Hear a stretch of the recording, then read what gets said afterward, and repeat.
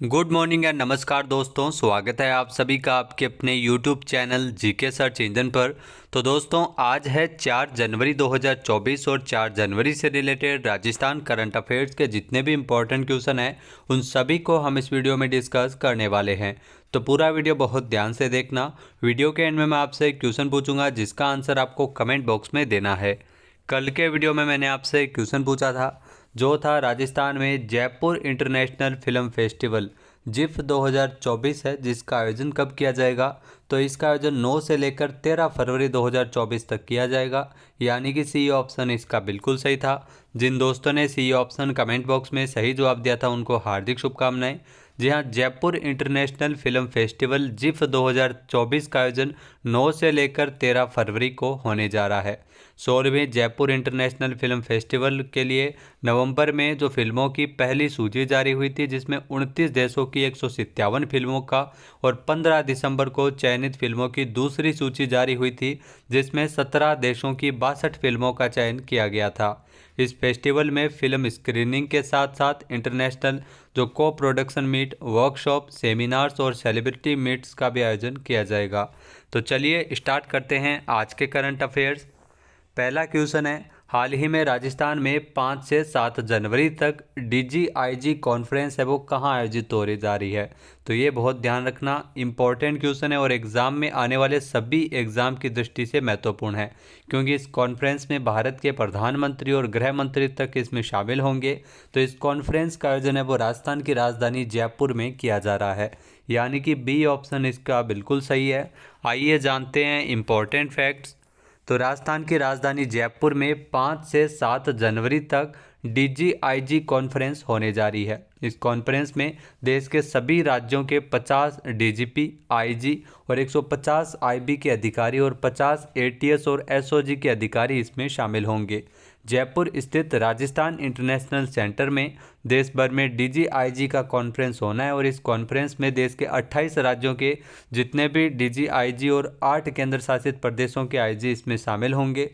DGIG सम्मेलन जो भारत के, इसमें गृह मंत्री अमित शाह 3 दिन तक शामिल होंगे। वहीं 5 से 7 जनवरी तक जयपुर में रहकर इस सम्मेलन में हिस्सा लेंगे, जबकि पीएम मोदी है वो 6 और 7 जनवरी को जयपुर में रहेंगे।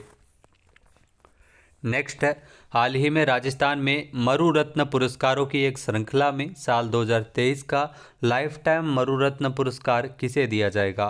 जी हाँ, लाइफ टाइम मरु रत्न पुरस्कार है वो डॉक्टर कमलेश शर्मा और अमित शर्मा को दिया जाएगा, जो आप देख सकते हैं तस्वीर में, यानी कि सी ऑप्शन यहाँ पर बिल्कुल सही है। आइए जानते हैं इम्पोर्टेंट फैक्ट्स। तो मरु पर्यावरण संरक्षण संस्थान डेको और महिला पीजी महाविद्यालय के संयुक्त तत्वावधान में हर साल आयोजित होने वाला ये मरु रत्न पुरस्कारों की श्रृंखला में साल 2023 का लाइफ टाइम मरु रत्न पुरस्कार सूचना एवं जनसंपर्क विभाग के संयुक्त निदेशक डॉक्टर कमलेश शर्मा और भीलवाड़ा के अमित शर्मा को यह प्रदान किया जाएगा। इसी प्रकार प्रदेश की 12 अन्य विभूतियों को मरु रत्न से भी नवाजा जाएगा। मरु पर्यावरण संरक्षण संस्थान के अध्यक्ष डॉक्टर एस.एल. हर्ष के मुताबिक यह सम्मान समारोह 13 जनवरी को महिला पीजी महाविद्यालय स्थित जो एस.एन. जोधावत ऑडिटोरियम में आयोजित किया जाएगा। नेक्स्ट है, अलवर जिले में प्रधानमंत्री भारतीय जन औषधि परियोजना के तहत कितने जन औषधि केंद्र स्थापित किए गए हैं। तो ये ध्यान रखना, वर्तमान में जो जन औषधि केंद्र है वो स्थापित किए जा रहे हैं केंद्र सरकार के द्वारा, और अलवर जिले में कुल 15 जन औषधि केंद्र है जिसकी स्थापना की गई है, यानी कि सी ऑप्शन यहाँ पर बिल्कुल सही है। आइए जानते हैं इम्पोर्टेंट फैक्ट्स। तो अलवर जिले में प्रधानमंत्री भारतीय जन औषधि परियोजना के तहत आमजन को उच्च गुणवत्ता युक्त दवाइयाँ और सर्जिकल उपकरण उपलब्ध करवाने के लिए 15 जन औषधि केंद्र स्थापित किए गए हैं। इनके बारे में मोबाइल एप्लीकेशन पर एक क्लिक के माध्यम से जानकारी उपलब्ध हो सकेगी। इन केंद्रों पर विटामिन, मिनरल्स, च्यवनप्राश और जो फूड सप्लीमेंट सहित करीब 1965 तरह की दवाइयाँ और 293 प्रकार के सर्जिकल जो इक्विपमेंट है वो उपलब्ध करवाए जाएंगे। मोदी सरकार की ओर से जो प्रधानमंत्री जन औषधि केंद्र है वो चलाए जा रहे हैं, और इसके तहत देश के आर्थिक रूप से कमज़ोर वर्ग को सस्ती दवाइयाँ उपलब्ध करवाई जाती है जन औषधि केंद्रों के माध्यम से, और ये छोटे मेडिकल स्टोर के जैसे होते हैं जिन पर जेनेरिक दवाइयाँ सस्ते मूल्य पर मिलती है। नेक्स्ट है भारत सरकार के संस्कृति मंत्रालय की राष्ट्रीय विज्ञान संग्रहालय परिषद की ओर से राजस्थान के किस जिले में नेशनल साइंस सेंटर बन रहा है। जो आप देख सकते हैं ये नेशनल साइंस सेंटर है, ये बीकानेर में बनाया जा रहा है, यानी कि सी ऑप्शन इसका बिल्कुल सही है। आइए जानते हैं इम्पोर्टेंट फैक्ट्स। तो भारत सरकार के संस्कृति मंत्रालय की राष्ट्रीय विज्ञान संग्रहालय परिषद की ओर से साल 2021 में इसे स्वीकृत किया गया था। यह बीकानेर में नेशनल साइंस सेंटर है वो बनाया जा रहा है। बीकानेर के जोहड़बीड़ के पास आवासीय क्षेत्र में बन रहा यह सेंटर जो केंद्र और राज्य सरकार का संयुक्त प्रोजेक्ट है। निर्माण पर आने वाली 15 करोड़ रुपए की लागत में केंद्र और राज्य सरकार का अंशदान है। इसके अलावा अगर बात की जाए तो प्रदेश में उदयपुर के बाद बीकानेर में ये भारत सरकार के संस्कृति मंत्रालय के जो राष्ट्रीय विज्ञान संग्रहालय परिषद की ओर से ये दूसरा साइंस सेंटर है वो तैयार करवाया जा रहा है। अत्याधुनिक उपकरण और इनोवेशन के लिहाज से ये साइंस सेंटर प्रदेश में जो अब तक के बने साइंस सेंटर में सबसे एडवांस तकनीक का होगा। ऐसे में अगर बात की जाए तो देश भर में 22 सेंटर अभी वर्तमान में ऐसे संचालित है और साइंस सेंटर के निर्माण का जो कार्य है वो national council of science museum Kolkata को सौंपा गया है। अगला क्वेश्चन है राजस्थान के किस किसान को नस्ल संरक्षण पुरस्कार 2023 से नवाजा गया था। जी हाँ, किसान दिवस के अवसर पर यह पुरस्कार सुरेंद्र रवाना को दिया गया था, यानी कि बी ऑप्शन इसका बिल्कुल सही है। आइए जानते हैं इम्पोर्टेंट फैक्ट्स।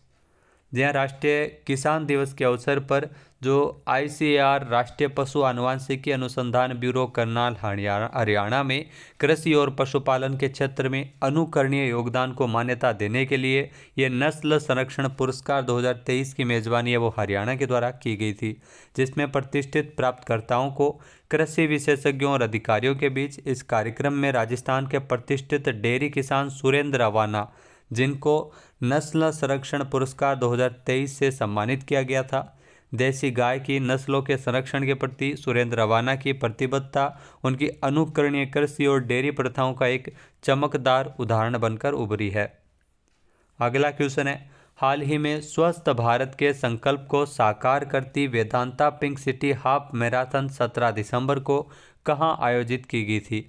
तो इस हाफ मैराथन का आयोजन है वो राजस्थान की राजधानी जयपुर में किया गया था और इसका जो शुभारंभ है वो राजस्थान के मुख्यमंत्री भजन लाल शर्मा ने किया था। आइए जानते हैं इम्पोर्टेंट फैक्ट्स।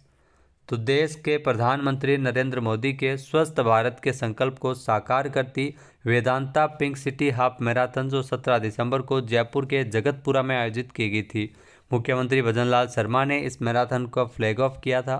यह marathon run for zero hunger के महत्वपूर्ण उद्देश्य के साथ आयोजित हुई और इस आयोजन में 12,000 से अधिक धावकों को एकजुट किया गया था। इसे 1 लाख से अधिक ज़रूरतमंदों को भोजन उपलब्ध इसमें करवाया जाएगा। बता दें कि इस मैराथन में 21 किलोमीटर की हाफ मैराथन, 10 किलोमीटर की कुल जो रन और 5 किलोमीटर की ड्रीम रन कैटेगरी में धावकों ने दौड़ पूरी करते हुए फिटनेस और एकजुटता का संदेश दिया। नेक्स्ट है भारत में सर्वश्रेष्ठ विवाह स्थल के लिए आउटलुक ट्रैवलर अवार्ड 2023 में किस राज्य को प्रथम पुरस्कार से सम्मानित किया गया था। तो यह पुरस्कार राजस्थान को मिला था, यानी कि ए ऑप्शन यहाँ पर बिल्कुल सही हो जाएगा। आइए जानते हैं इम्पोर्टेंट फैक्ट्स। तो भारत में सर्वश्रेष्ठ विवाह स्थल के लिए आउटलुक ट्रैवलर अवार्ड 2023 में राजस्थान को प्रथम पुरस्कार से नवाजा गया था। राजस्थान को इसमें गोल्ड मेडल मिला था।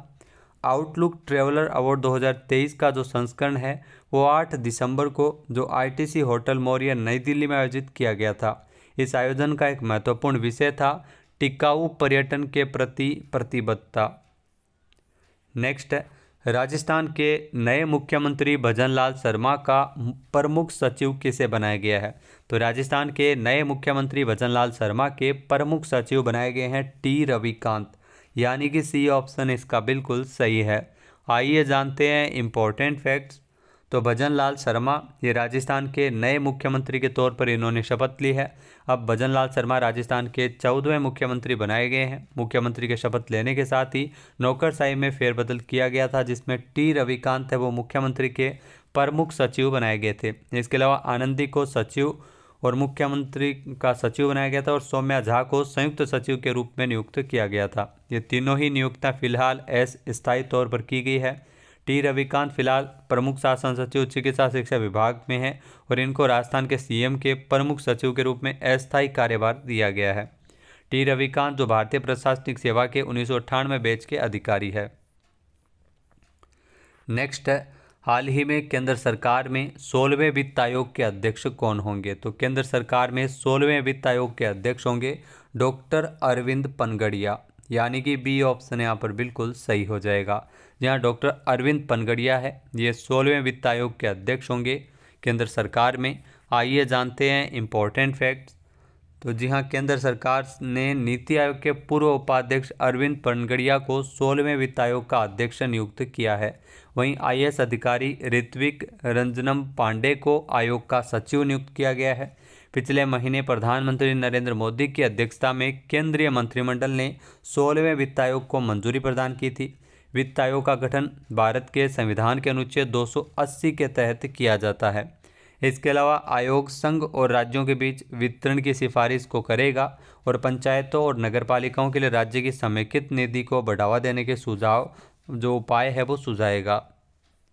नेक्स्ट है, भारत कितने वर्षों के लिए संयुक्त राष्ट्र सांख्यिकी आयोग के सदस्य के रूप में अपना कार्यकाल शुरू करेगा? तो ये ध्यान रखना, भारत 4 वर्षों के लिए जो संयुक्त राष्ट्र सांख्यिकी आयोग के सदस्य के रूप में अपना कार्यकाल शुरू कर रहा है, यानी कि बी ऑप्शन इस क्वेश्चन का बिल्कुल सही है। आइए जानते हैं इम्पोर्टेंट फैक्ट्स।